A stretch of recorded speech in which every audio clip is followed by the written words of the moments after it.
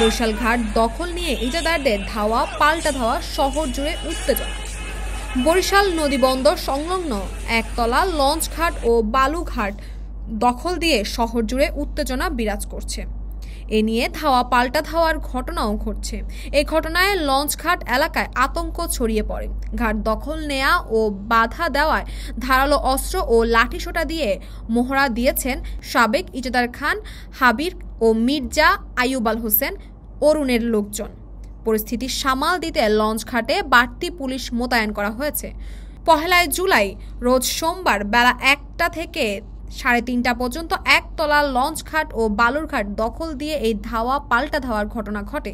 সরজমিনে গিয়ে জানা যায়, চলতি বছর বরিশালের একতলা লঞ্চঘাট ও বালুরঘাটের ইজারা পায় মেসার্স হাসিব এন্টারপ্রাইজের স্বত্বাধিকারী মোহাম্মদ হাসিবুল ইসলাম।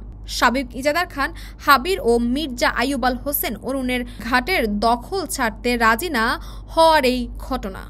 তাসপিয়া তাবাসসুম, এই সময়।